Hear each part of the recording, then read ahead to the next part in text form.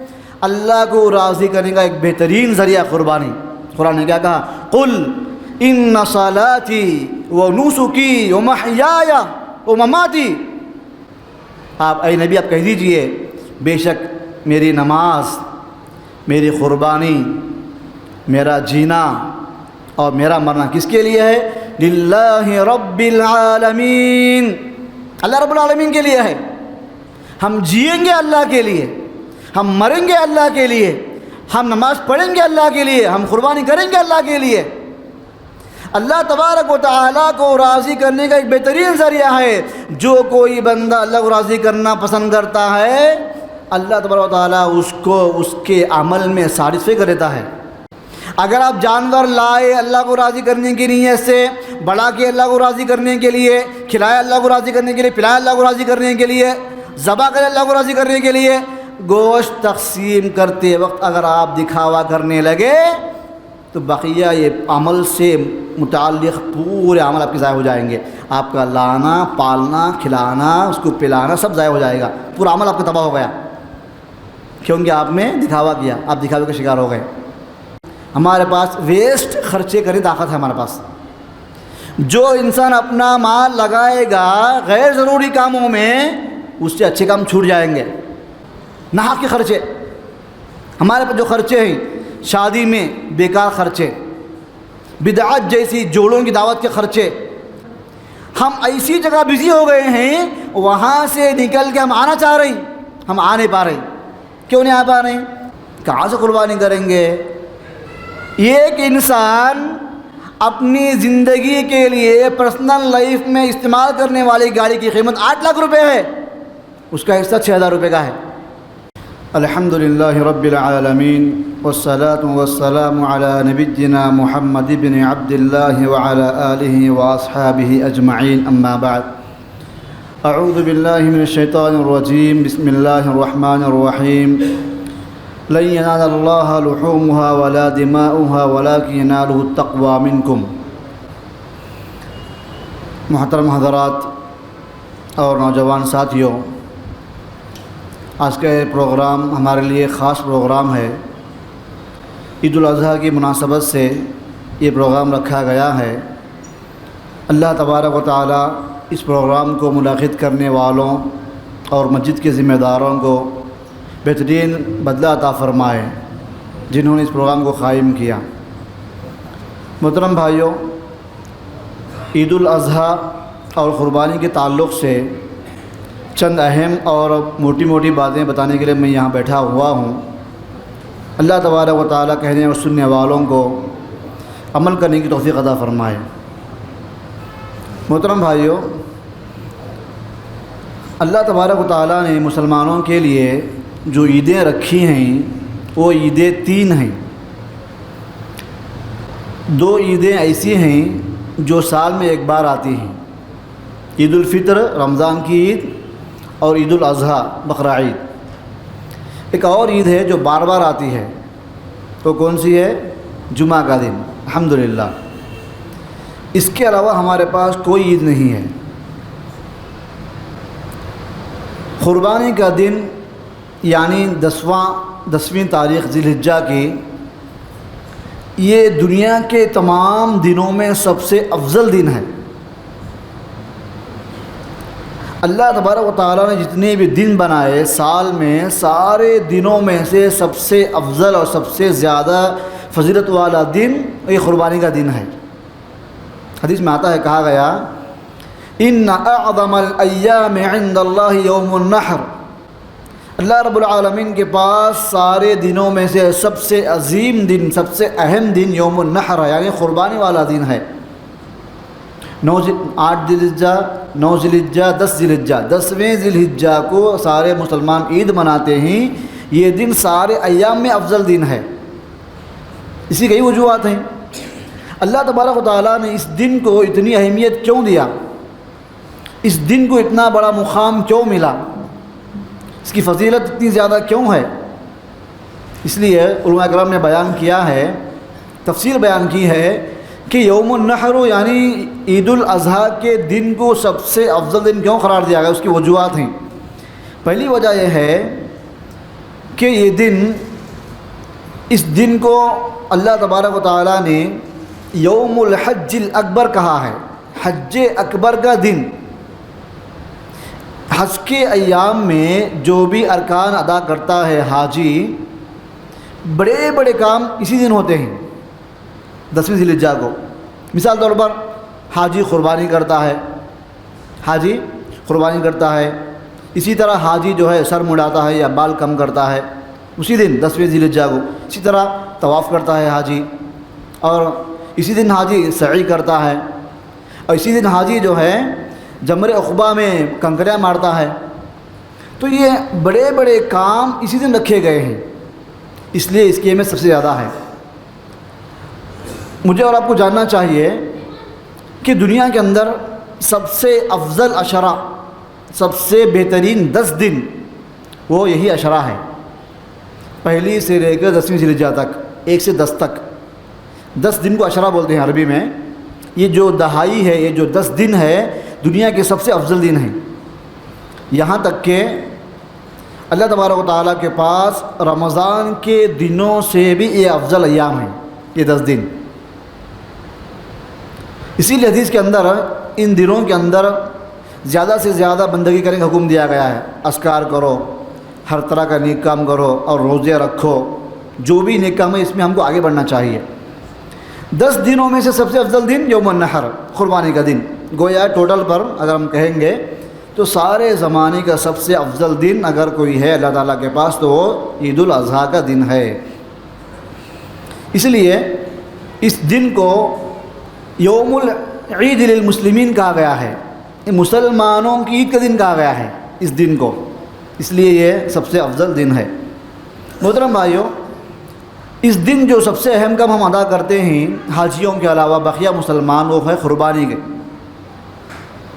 قربانی کی فضیلت کے تعلق سے پرٹیکولر کوئی حدیث ثابت نہیں ہے کہ اگر آپ قربانی کریں گے تو اتنا ثواب ملے گا، اتنا اجر ملے گا، اتنی نیکیاں ملیں گی، ایسی خصوصیت کے ساتھ کوئی روایت ثابت نہیں ہے۔ لیکن قربانی کی فضیلت کے لیے یہ بات کافی ہے کہ اس قربانی کو کس نے کیا ہے؟ جناب محمد رسول اللہ صلی اللہ علیہ وسلم نے کیا ہے۔ جب اللہ کے نبی صلی اللہ علیہ وسلم نے کوئی کام کیا ہے تو وہ اس کام کی فضیلت کے لیے کافی ہے، اگرچہ کہ اس کی فضیلت الگ سے ثابت نہ ہو۔ اسلام کے اندر ہم جو اعمال کرتے ہیں، 2 طرح کے اعمال ہیں۔ ایک عمل ایسا ہے جس عمل کے ساتھ فضیلت کو جوڑ دیا گیا، یہ کام کریں گے آپ کو یہ اجر ملتا۔ جیسے کہا گیا روزے کے بارے میں، اللہ نے فرمایا حدیث قدسی کے اندر، روزہ میرے لیے اس کا بدلہ دینے والا میں ہوں۔ بعض اعمال ایسے ہیں جس کو کرنے کا حکم دیا گیا لیکن اس کی فضیلت کو ذکر نہیں کیا گیا۔ اس کا مطلب یہ نہیں کہ وہ کام اہم نہیں ہے، نعوذ باللہ، ایسا مطلب نہیں ہے، وہ کام بھی اہم ہے۔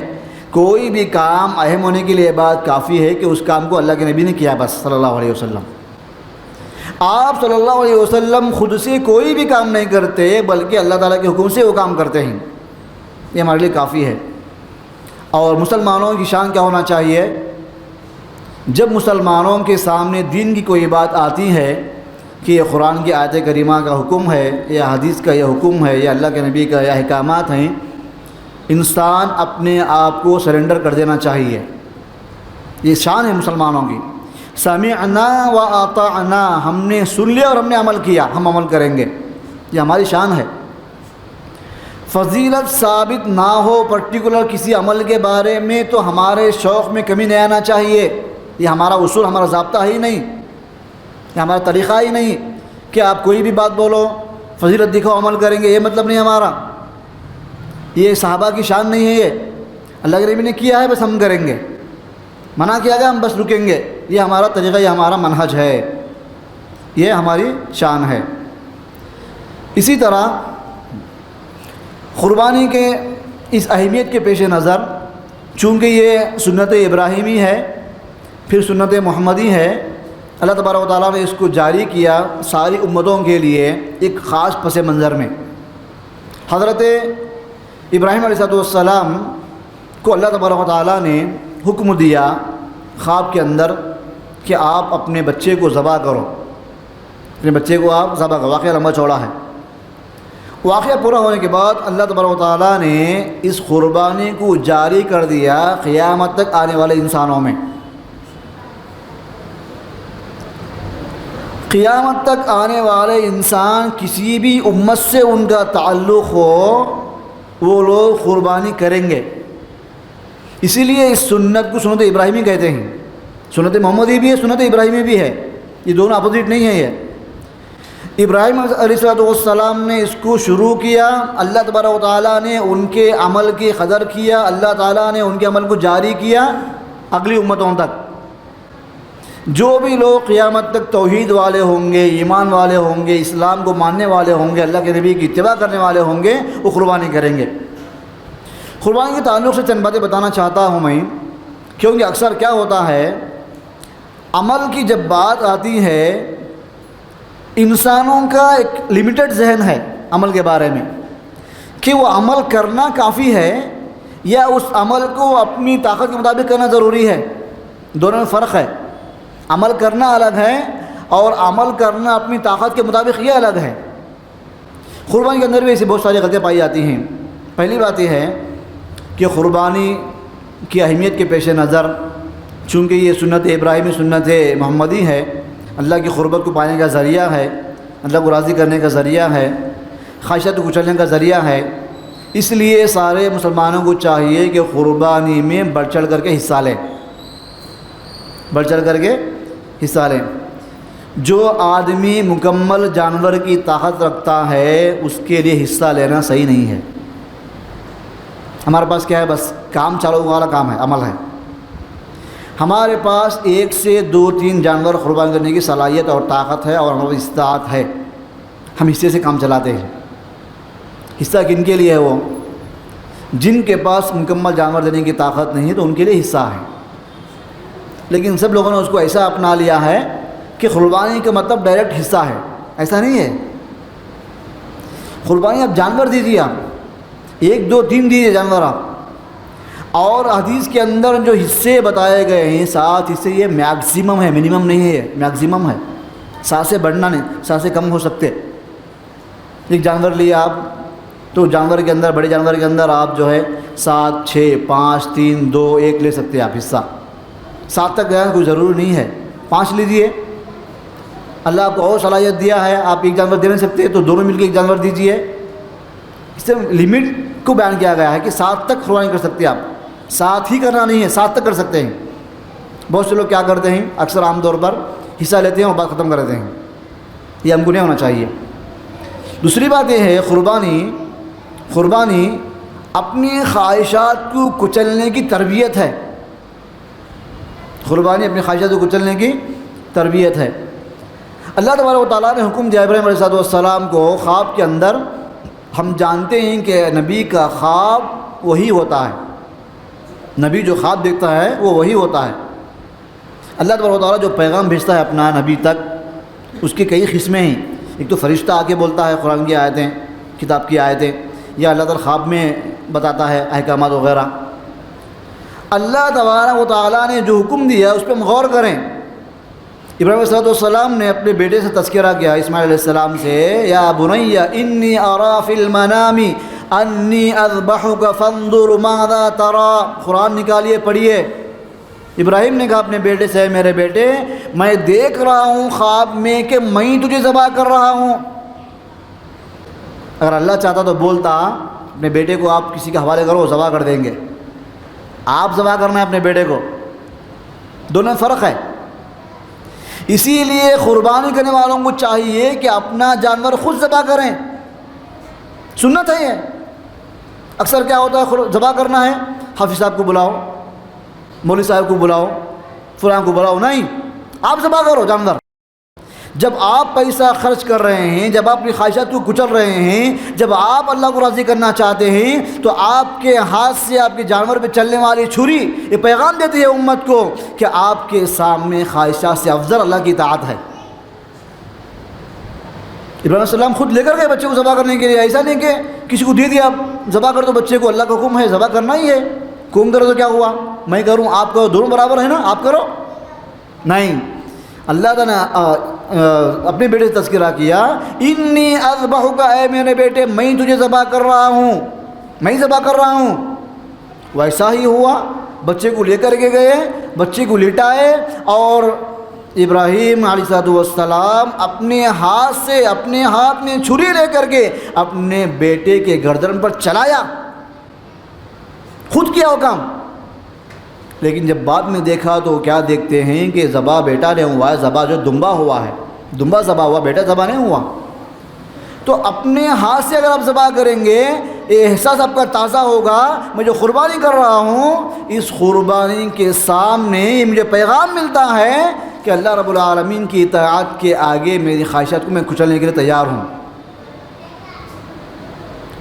اور ایک بیماری ہمارے اندر اکثر لوگ کیا کرتے ہیں، خاص کر شہروں میں ایسا ہوتا ہے، جانور قربانی کا لاتے ہیں 1 دن پہلے، 2 دن پہلے، 3 دن پہلے، اس کو لائیں گے کہاں، باندھیں گے کہاں، کیا کھلائیں گے، کیا پلائیں گے، سب کون کرتا ہو کام؟ ایمرجنسی لاؤ ذبح کرو۔ میرے بھائیوں، اپنی خواہشات کو کچلنے کے جو پیغام دیا گیا ہے قربانی کے ذریعے، وہ پیغام اس وقت مکمل اور کمپلیٹ ہوتا جب آپ جانور کو پالیں گے، اس کی دیکھ بھال کریں گے، اس کو کھلائیں گے، پلائیں گے، اس کے ساتھ اپنا وقت لگائیں گے، اس کو چرائیں گے لے جا کر، تب آپ کے دل میں جذبہ پیدا ہوتا کہ میں اپنے جانور کو جو پالا ہوں، بڑا کیا ہوں، کھلایا ہوں، پلایا ہوں۔ ایک ایسی محبت ہوتی جانور اور انسان کے اندر، ایک ایسا لگاؤ ہوتا ہے، اس لگاؤ کو دل میں کچلتے ہوئے انسان ذبح کرتا ہے جانور۔ یہ اہم ہے، ایسا نہیں کہ لائے ذبح کر دیے۔ کیا آپ کے دل میں جذبہ ہے جانور کے بارے میں؟ آپ کو محبت کیا جانور سے؟ کیا آپ کو لگاؤ ہے جانور سے؟ کوئی لگاؤ ہے، کوئی محبت ہے، کوئی جذبہ ہے، کوئی آپ کو دل کے اندر رحم ہے جانور کے اوپر؟ لائے ذبح کر دیے، مسئلہ ختم۔ یہ ہم کو نہیں ہونا چاہیے۔ اس لیے اس جانور کی زیادہ اہمیت ہے جو جانور انسان لا کر کے پالتا ہے، انسان اس کو بڑا کرتا ہے، انسان اسے کھلا کر کے موٹا کرتا ہے، تب چل کر کے انسان اور اس کے بیوی بچے جانور سے اتنا قریب ہو جاتے ہیں کہ جانور کو قربان کرنا چاہتے نہیں۔ ایک فطری بات ہے، انسان کو دکھ ہوتا ہے ذبح کرتے ہوئے، بچے روتے ہیں جانور ذبح کرتے ہیں تو تب چل کے انسان جانور اس لیے قربان کرتا ہے، مجھے اس جانور سے محبت ہے، میں نے اس جانور کو پالا بڑا کیا ہے، اس کو میں نے کھلایا پلایا ہے، لیکن یہ جانور اللہ کے حکم کے لیے قربان ہے۔ یہ قربانی کا مظہر ہے، خواہشات کو کچلنے کا ایک منظر ہے، یہ مظہر ہے۔ تو اس سلسلے میں ہم کو ذرا اصلاح کرنا چاہیے۔ ہاں البتہ ایسا ہو سکتا ہے جس کے پاس سہولت نہ ہو جانور باندھنے کے لیے، رکھنے کے لیے، پالنے کے لیے، ایک 5-6 لوگ مل کے ایک جگہ کرائے کو لے جا کے سب وہاں باندھے، ہر دن وہاں ایک آدمی کو رکھے وہاں پیسہ دے کر کے، تنخواہ دے کر کے، ہر دن آپ آئیں اپنے جانور کے پاس، کچھ کھلائیں اس کو، کچھ ٹائم لگائیں، آدھا گھنٹہ 1 گھنٹہ اس کے پاس۔ یہ کیا ہوگا، اس سے جانور کی محبت آپ کے دل میں اگر پیدا ہوگی تو اتنی ہی زیادہ قربانی کا جذبہ آپ کے دل میں پیدا ہوگا۔ بیٹے سے محبت کس کو نہیں ہو سکتی ہے؟ جب ابراہیم علیہ السلام نے اپنے بیٹے کو قربان کرنا چاہا اللہ کے حکم پر، اب سوچئے یہ کوئی کہانی، کوئی واقعہ ایسا نہیں ہے کہ قرآن میں آیا ہم پڑھ لیے، ایسا نہیں ہے، ریالٹی ہے، حقیقت ہے یہ کہ ابراہیم علیہ السلام نے اپنے بیٹے کو حقیقت میں قربان کرنا چاہا۔ وہ بیٹا جو بیٹا بڑی تمناؤں کے بعد، بڑی آرزوؤں کے بعد، بڑی دعاؤں کے بعد، بڑی طلب کے بعد پیدا ہوا تھا، جب وہ بیٹا جوانی کے قریب پہنچا، چلے پھرنے لگا، حکم آیا ذبح کر دو بیٹے کو۔ اللہ تعالیٰ دیکھنا چاہتا ہے کہ میرا بندہ اپنی محبوب چیز قربان کرے گا نہیں کرے گا میرے راستے میں، یہی تو امتحان ہے ہمارا۔ اس لیے اللہ نے کیا کہا، قد صدقت الرؤیا، اے ابراہیم تو نے خواب کو سچا کر کے بتایا، تو نے خواب کو سچا کر کے بتایا، تو نے ثابت کر دیا کہ تیرے دل میں اپنے بیٹے سے بڑھ کر کے اپنے اللہ سے محبت ہے، تو نے ثابت کیا، تو نے پیغام دیا آنے والی امتوں کو کہ ہمارے دلوں میں سب سے زیادہ محبت اللہ سے ہونا چاہیے، اپنے مال سے بڑھ کر، اپنی دولت سے بڑھ کر، اپنی اولاد سے بڑھ کر۔ ہمارے لیے اور کیا چاہیے؟ توحید ہمارا سب سے عظیم سرمایہ ہے۔ اللہ کے لیے جو انسان اپنا مال قربان نہیں کر سکتا وہ بندہ کیا کرے گا؟ اسی طرح قربانی کا ایک فائدہ یہ ہوتا ہے کہ انسان کے دل میں اللہ کے راہ میں خرچ کرنے کا جذبہ پیدا ہوتا ہے۔ اس لیے ہم دیکھتے ہیں جو لوگ دل کے چھوٹے ہوتے ہیں، جس کو ہم کہتے ہیں کنجوس کہتے ہیں، جو اللہ کے راہ میں مال کبھی خرچ کرتے ہی نہیں، وہ لوگ بھی قربانی سوچ سوچ کے کرتے، کیونکہ سال بھر ان کی تربیت نہیں ہوئی، ان کی ٹریننگ سال بھر نہیں ہوئی۔ اللہ کے راہ میں خرچ کرنے کے معاملے سال بھر لگے رہتے ہیں، مسجدوں کا معاملہ، مدرسوں کا معاملہ، اداروں کا معاملہ، دعوت کے کام کا معاملہ، مسجد کی تعمیر کا معاملہ، مسجد کی مینٹننس کا معاملہ لگا ہوا ہے۔ ہم 1 روپیہ نہیں دیتے مسجدوں کے لیے، مدرسے کے لیے۔ ایسے لوگ قربانی بھی سوچ سوچ کے کرتے۔ میرے بھائیوں، افسوس یہ کہنا پڑتا ہے مسلمانوں کی میجارٹی آج بھی طاقت رکھنے کے باوجود قربانی نہیں کرتی۔ دوسروں کو بولنے کی ضرورت نہیں، خود کے بارے میں سوچئے کہ ماضی میں ہم نے جو بھی قربانیاں دی ہیں، کیا ہماری طاقت اتنی ہی تھی؟ ہم نے حصہ لیا اتنا ہی مقدار تھے، یا اور بھی ہم حصہ لے سکتے تھے، ہم نے نہیں لیا؟ اپنے آپ سے پوچھو، آپ کا دل آپ کو صحیح جواب دے گا۔ عربی میں ایک قول مشہور ہے، استفتی نفسک اولا، سب سے پہلے آپ اپنے دل سے پوچھو، آپ کا دل آپ کو جھوٹ نہیں بولے گا۔ ہو سکتا ہے آپ کے بارے میں جھوٹ بول سکتا ہوں، دوسرا بولے گا جھوٹ بولے گا، ہو سکتا ہے، ممکن ہے، پاسبل ہے، لیکن آپ اپنے دل سے پوچھئے، وہ آپ کو کبھی جھوٹ نہیں بولے گا۔ ہم اگر قربانی میں حصہ لے کے جانور مکمل ذبح کر کے جب تربیت لیتے ہیں تو بقیہ دنوں میں ہمارا دل مچلتا ہے خرچ کرنے کے لیے اللہ کے راستے میں، ہمارا دل بڑا ہوتا ہے اللہ کے راہ میں خرچ کرنے کے لیے۔ اللہ کے راہ میں قربان کرنا سیکھنا ہے، اللہ کے راہ میں خرچ کرنا سیکھنا ہے، قربانی سے سیکھو۔ جب سیکھنے کا دن آیا ہم نہیں سیکھیں گے، ہم عمل کیا کریں گے؟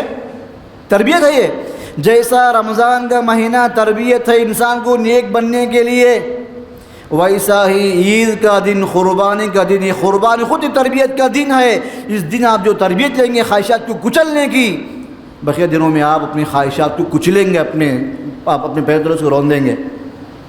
آپ خواہشات کے آگے اللہ کی بات کو رکھیں گے، خواہشات کو پیچھے رکھیں گے، آپ نبی کے بات سامنے رکھیں گے۔ آپ کب کریں گے؟ آپ جب آپ قربانی سے سیکھیں گے، تو قربانی سے سیکھیں گے تو آپ اس پر عمل کریں گے۔ آپ یہ کیا ہے؟ تربیت کا مقام ہے۔ پریکٹیکل لائف میں اگر آپ اللہ کے راہ میں کچھ مال دینا چاہ رہے ہیں، اللہ کے لیے آپ کچھ مسجدیں بنوانا چاہ رہے ہیں، مدرسے بنوانا چاہ رہے ہیں، آپ غریبوں کی، یتیموں کی آپ کفالت کرنا چاہ رہے ہیں، تو یہ سارے امور آپ کی قربانی سے جڑے ہوئے ہیں، کیونکہ قربانی کرنے کے بعد مسنون طریقہ یہ ہے کہ آپ قربانی کو 3 حصے کرو، ایک حصہ غریبوں کو نکالو، ایک اپنے لیے، رشتہ داروں کے لیے، غریبوں کے لیے، ضروری نہیں ہے لیکن سنت تو ہے۔ تو یہ قربانی آپ کو پیغام دیتی ہے کہ آپ اپنے جیب کو ذرا بڑا کرو، اپنے جیب کو ذرا کھلا کرو، اپنا دل بڑا کرو۔ آپ جو کوئی بندہ قربانی کر کے امت کو دکھانا چاہتا ہے، جو کوئی بندہ قربانی کر کے اپنی خواہشات کو کچلتا ہے، اس کا مطلب یہ ہے کہ وہ بندہ مال کی محبت سے دور ہے۔ مال سے محبت کرنے والا قربانی ہرگز نہیں کر سکتا۔ مال سے لگاؤ رکھنے والا، مال کو چاہنے والا، اصل انسان کی تباہی کا ذریعہ ہی مال ہے۔ مال فتنہ ہے انسان کے لیے اگر انسان اس کو صحیح جگہ نہ لگائے تو۔ قرآن نے کیا کہا؟ یا ایھا الذین آمنوا لا تلہکم اموالکم ولا اولادکم عن ذکر اللہ، ایمان والو تمہاری اولاد اور تمہارا مال تم کو اللہ کے ذکر سے دور نہ کر دے، غافل نہ کر دے۔ اگر آپ مال کی غلام بن جائیں گے، یہ قربانی آپ کی زندگی میں کبھی نہیں آئے گی۔ اگر آپ مال کو اپنے تابع رکھیں گے تو قربانی آپ کی زندگی میں انشاءاللہ بار بار آئے گی۔ ہم جو بھی مال خرچ کریں گے قربانی میں، ہم کو جاننا چاہیے اللہ نے کیا فرمایا؟ لَن يَنَالَ اللَّهَ لُحُومُهَا وَلَا دِمَاؤُهَا وَلَكِن يَنَالُهُ التَّقْوَى مِنكُمْ۔ اللہ رب العالمین کو تمہارا گوشت نہیں پہنچنے والا، تمہارا خون نہیں پہنچنے والا، لیکن جو چیز پہنچتی وہ چیز کیا ہے؟ اللہ تعالیٰ کے پاس تمہاری طرف سے تمہارے دلوں کا تقویٰ ہے، تمہارے دلوں کا تقویٰ ہے۔ بڑے خوش نصیب ہیں وہ لوگ جو قربانی کا پلان پہلے سے بناتے ہیں۔ اکثر کیا ہوتا ہے، جب قربانی کا دن قریب آتا ہے تو ہمارے پاس تنگی آتی ہے، غریبی آتی ہے، بیماری آتی ہے، مصیبت آتی ہے، خرچے آتے ہیں. کیوں آتے ہیں یہ سب؟ پلان ایمرجنسی پلان ہے ہمارا نہیں.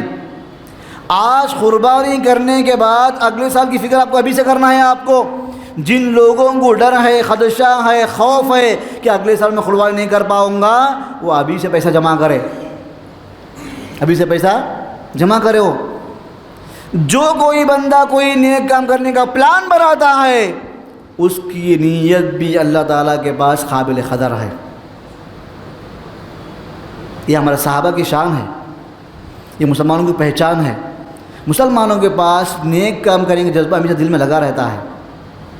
ایسا نہیں کہ جب موقع آیا تو دیکھیں گے. موقع ایسا ہے کہ ایمرجنسی میں آپ محروم ہو گئے قربانی کرنے سے، آپ ایسی تنگی آ گئی کہ آپ قربانی نہیں کر سکتے. آپ اس سے بہتر ہے کہ پہلے سے پریپیئر ہو، اب تیاری کریں پہلے سے آپ، کیونکہ آپ کی یہ قربانی صرف قربانی نہیں ہے، آپ کی خواہشات کو کچلنے کا ذریعہ ہے، اللہ رب العالمین کی محبت کو ثابت کرنے کا ذریعہ ہے، مال کی محبت کو دل سے نکالنے کا ذریعہ ہے. کیونکہ جو کوئی بندہ مال سے محبت کرتا ہے وہ بندہ ہلاک ہو جاتا ہے. ہمارے اسلاف کرام نے بہترین مثال دی مال کے بارے میں. انسان دنیا کی محبت جو انسان کے دل میں ہوتی ہے اس کی مثال ایسی ہے جیسا ایک کشتی ہے. کشتی چلنا ہے اس کے لیے پانی ضروری ہے، بغیر پانی کی کشتی نہیں چل سکتی. ویسے ہی مال ضروری ہے انسان کی زندگی کے لیے. اگر مال نہ ہو زندگی نہیں ہے. اگر یہی پانی کشتی کے اندر آ گیا تو کشتی کی بربادی ہے. ایسے ہی سے مال کی محبت اگر دل میں آ گئی تو انسان برباد ہو جاتا ہے. امام ابن قیم نے بہترین طریقے سمجھا اس بات کو، جب تک مال آپ کے ہاتھ میں ہے دل میں نہیں ہے، جب تک مال آپ کے ہاتھ میں دل میں نہیں ہے تو یہ مال نقصان نہیں کرے گا، اگرچہ کہ مال کتنا زیادہ کیوں نہ ہو. مال کا زیادہ ہونا نقصان دہ نہیں ہے. کب؟ جب مال ہاتھ میں ہو دل میں نہ ہو. اگر آپ کا مال آپ کے ہاتھوں میں نہیں ہے دل میں ہے، یہ مال آپ کو تباہ کرے گا، اگرچہ کہ مال کتنا کم کیوں نہ ہو. قربانی کیا ہے؟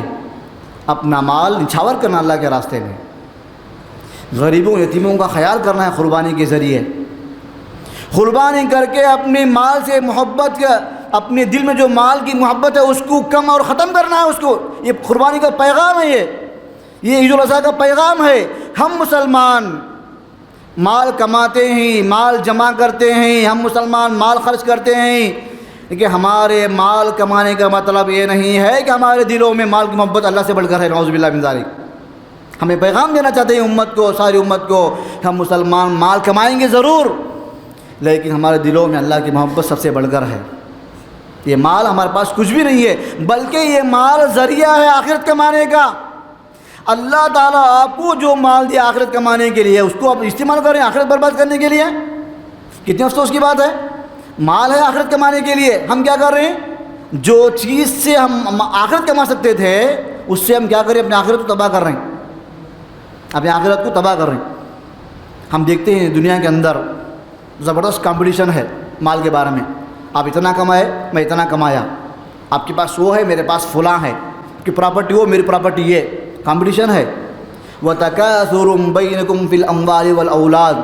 مال میں، اولاد میں کمپٹیشن ہے دنیا کے. ہم دیکھتے ہیں میرے بھائیوں، مال کمانا اہم نہیں ہے، بلکہ مال کمانے کے بعد مال کو صحیح جگہ خرچ کرنا اہم ہے. اسی لیے بعض علماء نے یہاں تک کہا کہ جو انسان کے پاس استطاعت ہے، حیثیت ہے، طاقت، وہ انسان کیا کرے گا؟ قربانی میں ایک سے بڑھ کے جانور ذبح کرے گا. اگر ایمرجنسی ایسے حالات بنے کہ لوگ بھوکے مر رہے ہیں، لوگوں کے پاس تنگی ہے، ان کو کوئی دینے والا نہیں ہے، تو آپ کیا کرو؟ ایک جانور ذبح کرو، بقیہ پیسہ آپ خرچ کرو، صدقہ کرو. آپ ایک جانور ذبح کرو، بقیہ پیسہ آپ خرچ کرو. قربانی سے چھٹی نہیں ہے، قربانی کرنا ہی آپ کو. کہ پلان میں 4 جانور ہیں لیکن اتنے حالات بری ہے ہمارے معاشرے کی کہ لوگوں کو کھانے کے لیے کھانا نہیں ہے، غربت ہے، فقیری ہے، تنگ دستی ہے، تو آپ ایک جانور ذبح کرو، باقی آپ پیسہ جو ہے صدقہ خیرات کرو. کدھر پھر کے بھی آپ کو پیغام کیا ملتا ہے؟ آپ اپنے مال سے محبت کبھی نہیں کر سکتے. اپنے دلوں سے مال کی محبت کو باہر نکالنے کے لیے ذریعہ قربانی ہے۔ جو ذریعے سے مال کی محبت دل سے باہر نکلتی ہے، اگر ہم وہ ذریعہ نہیں اپنائیں گے تو ہم کیسے مال کی محبت کو دل سے باہر نکالیں گے؟ جو موقع ہے ہم کو سدھرنے کا، نیک بننے کا، اگر ہم اس سے نیک نہیں بنیں گے، ہم کب نیک بنیں گے؟ ہم کب اچھا بنیں گے؟ اسی طرح ایک چوتھی بات، ایک آخری بات قربانی کی، قربانی ہمارے دلوں کی اخلاص کی پہچان ہے۔ دلوں کی اخلاص کی پہچان ہے کہ بندے کے دل میں جذبہ ہے اللہ کو راضی کرنے کا، اللہ کی خوشنودی حاصل کرنے کا۔ بندہ چاہتا ہے اپنی خواہشات کو قربان کریں، اللہ کو راضی کریں۔ اللہ کو راضی کرنے کا ایک بہترین ذریعہ قربانی۔ قرآن نے کیا کہا؟ قل ان صلاتی و نسکی و محیای و مماتی، آپ اے نبی آپ کہہ دیجئے بے شک میری نماز، میری قربانی، میرا جینا اور میرا مرنا کس کے لیے ہے؟ للہ رب العالمین، اللہ رب العالمین کے لیے ہے۔ ہم جئیں گے اللہ کے لیے، ہم مریں گے اللہ کے لیے، ہم نماز پڑھیں گے اللہ کے لیے، ہم قربانی کریں گے اللہ کے لیے۔ اللہ تبارک و تعالیٰ کو راضی کرنے کا ایک بہترین ذریعہ ہے۔ جو کوئی بندہ اللہ کو راضی کرنا پسند کرتا ہے، اللہ تبارک و تعالیٰ اس کو اس کے عمل میں سیٹسفائی کر دیتا ہے۔ بس اوقات ایسا ہوتا ہے ہم نیک کام کرتے ہیں، دل میں سکون نہیں ملتا، دل میں سکون نہیں ملتا، ایک بے چینی ہوتی ہے۔ اس بات کی علامت ہے کہ آپ کے اخلاص میں کمی ہے، آپ کے اخلاص میں کمی ہے۔ قربانی جب اخلاص کا ذریعہ ہے تو قربانی کا جانور لانے کے وقت لوگوں کو دکھاتے ہوئے پھرنا، اپنی تعریفیں خود کرتے رہنا، اس کا ریٹ ہر جگہ بیان کرنا، اس کی قیمتیں بیان کرنا، یہ صحیح نہیں ہے طریقہ۔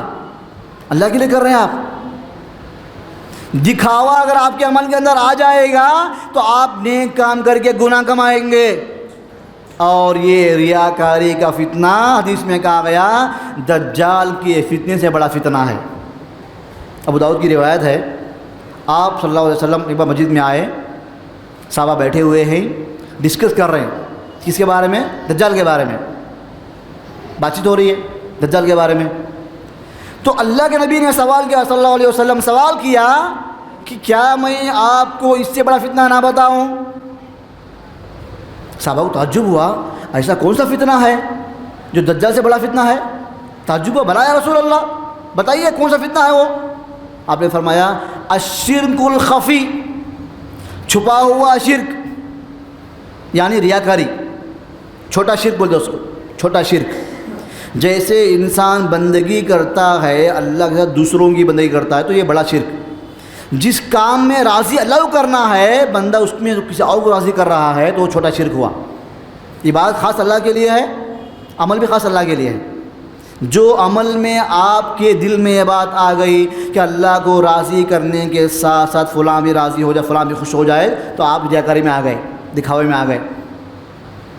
پھر آپ صلی اللہ علیہ وسلم نے مثال دی، اس ریاکاری کی مثال دی، ان یقیم الرجل فیصلی صلاتہ فیزید صلاتہ لمن یرا من نظر رجل،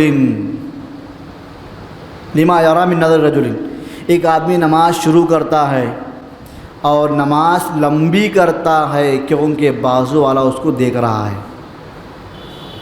نماز شروع ہوئی اچھی نیت سے، نماز شروع ہوئی اخلاص کے ساتھ، درمیان میں آپ کو احساس ہوا کہ لوگ مجھے دیکھ رہے ہیں تو آپ نماز کو لمبی کر دیے۔ ایک اور روایت کے اندر ہے فیزین صلاتہ، نماز کو اور بہترین بناتا ہے، ایک دم خوشو خوش نماز پڑھتا ہے بندہ کیونکہ بازو والا دیکھ رہا ہے، یہ بندہ ریاکاری میں آ گیا۔ آپ جانور لائے، آپ جانور خریدنے سے لے کر ذبح کرنے سے لے کر بانٹنے تک، گوشت بانٹنے تک، دل میں احساس رہے یہ میرا کام اللہ کے لیے ہے، جانور میں نے خریدا اللہ کو راضی کرنے کے لیے، جانور کو کھلا رہا ہوں پلا رہا ہوں اللہ کو راضی کرنے کے لیے، اس کو پال رہا ہوں اللہ کو راضی کرنے کے لیے، اس کو ذبح کروں گا اللہ کے لیے اور اس کو تقسیم کروں گا اللہ کے لیے۔ بس اتنا فرق ہے شرک میں اور ریاکاری میں۔ شرک سے سارے عمل ضائع ہو جائیں گے، ریاکاری سے جو عمل میں ریاکاری ہے وہ عمل ضائع ہوتا۔ اگر آپ جانور لائے اللہ کو راضی کرنے کی نیت سے، بڑا کے اللہ کو راضی کرنے کے لیے، کھلائے اللہ کو راضی کرنے کے لیے، پلائے اللہ کو راضی کرنے کے لیے، ذبح کرے اللہ کو راضی کرنے کے لیے، گوشت تقسیم کرتے وقت اگر آپ دکھاوا کرنے لگے تو بقیہ یہ عمل سے متعلق پورے عمل آپ کے ضائع ہو جائیں گے. آپ کا لانا، پالنا، کھلانا، اس کو پلانا سب ضائع ہو جائے گا، پورا عمل آپ کا تباہ ہو گیا، کیونکہ آپ نے دکھاوا کیا، آپ دکھاوے کا شکار ہو گئے. یہ ہم کو نہیں ہونا چاہیے. اصل مسئلہ کیا ہے ہمارے پاس جو طاقت نہیں ہے قربانی کی، اس کی وجہ کیا ہے معلوم؟ ہمارے پاس ویسٹ خرچے کرنے طاقت ہے ہمارے پاس. جو انسان اپنا مال لگائے گا غیر ضروری کاموں میں، اس سے اچھے کام چھوٹ جائیں گے. ہمارے خرچے کہاں ہو رہے ہیں؟ ناحق کے خرچے. ہمارے پاس جو خرچے ہیں شادی میں بیکار خرچے، بدعت جیسی جوڑوں کی دعوت کے خرچے، منگنی کی دعوت جیسی جو بدعت کی دعوت کے خرچے، ڈیٹ مقرر کر رہی دعوت کر رہی، رشتہ طے کر رہی بڑی دعوت کر رہی، نکاح سے پہلے جوڑے کر رہی. ہم ایسی جگہ بزی ہو گئے ہیں، وہاں سے نکل کے ہم آنا چاہ رہے ہیں، ہم آ نہیں پا رہے. کیوں نہیں آ پا رہے ہیں؟ ہمارا جو خرچہ ہونا تھا صحیح راستے میں، وہ کہاں ہو رہا ہے؟ خرچہ غلط جگہ ہو رہا ہے. کہاں سے قربانی کریں گے؟ ایک انسان اپنی زندگی کے لیے پرسنل لائف میں استعمال کرنے والی گاڑی کی قیمت 8 لاکھ روپے ہے، اس کا حصہ 6,000 روپے کا ہے. انسان جو موبائل یوز کرتا ہے، موبائل کی قیمت 30,000 روپے ہے، حصہ 6,000 کا حصہ ہے. ذرا کمپیئر کرو، ذرا سوچو، ذرا غور فکر کرو. آپ خرچے کہاں کر رہے ہیں؟ آپ خرچے کہاں نہیں کر رہے ہیں؟ آپ جتنا ہو سکے آپ قربانی جانور مکمل ادا کریں انشاءاللہ. سب سے آخری بات یہ ہے، اللہ رب العالمین سے دعا کریں اللہ اس کو قبول فرمائے. سب سے اہم بات ہے مکمل قربانی کا پروسیس آپ اللہ کے لیے کرنے کے بعد بھی دل میں ڈر لگنا عمل قبول ہوتا ہے یا نہیں ہوتا بول کر. یہ مومن کی پہچان ہے. امید رکھنا کہ قبول ہوتا، ڈر بھی رہنا کہ قبول نہیں ہوتا. یہ پیغام کہاں سے ملتا ہے ہم کو؟ ابراہیم علیہ السلام، اسماعیل علیہ السلام، دونوں باپ بیٹے. دنیا کا سب سے پہلا توحید کا گھر مسجد حرام کعبۃ اللہ، دنیا کی سب سے پہلی مسجد تعمیر کر رہے ہیں. کیا ان کے اندر کوئی ریاکاری کا شائبہ ہے؟ ان کے اندر ان کی اخلاص کا ہم کو شک ہے؟ کیا ہمیں ڈاؤٹ ہے کہ ان کا اخلاص صحیح نہیں ہے؟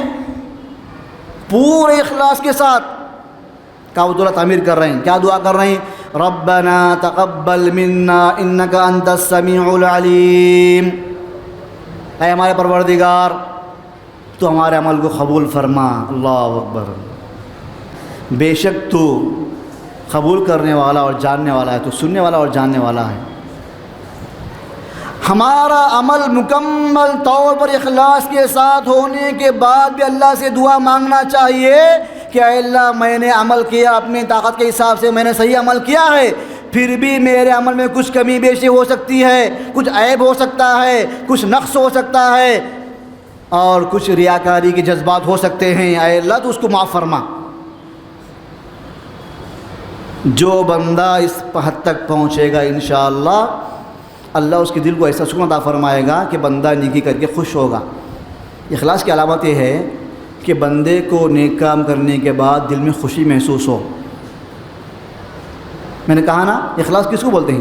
آپ نے قربانی کی، آپ قربانی کے پیچھے 1 لاکھ خرچ کرے، دوسرا آدمی 20,000 خرچ کیا، 20,000 کا جانور خرچ کرنے والا، ذبح کرنے والے کا معاشرے میں نام بن گیا ہے، سب لوگ تعریف کر رہے ہیں اس کی. آپ کے دل میں 1% بھی پچھتاوا نہیں ہونا چاہیے کہ 20,000 والا نام کما رہا ہے، میرا نام نہیں آ رہا ہے معاشرے کے اندر. آپ نے اللہ کے لیے کیا ہے نا. کبھی کبھی ایسا ہوتا، کم عمل کرنے والا فیمس ہوتا دنیا کے اندر. فیمس ہونا، مشہور ہونا یہ ہمارا ضابطہ نہیں ہے. ہمارا ضابطہ ہے ہمارا دل کا اخلاص ہے. اللہ ہم تمام مسلمانوں کو توفیق عطا فرمائے. اللہ جو بھی ہم نیک کام ہے تو اس کو قبول فرمائے. آمین. السلام علیکم ورحمۃ اللہ وبرکاتہ. بارک اللہ فیکم. جزاکم اللہ خیرا.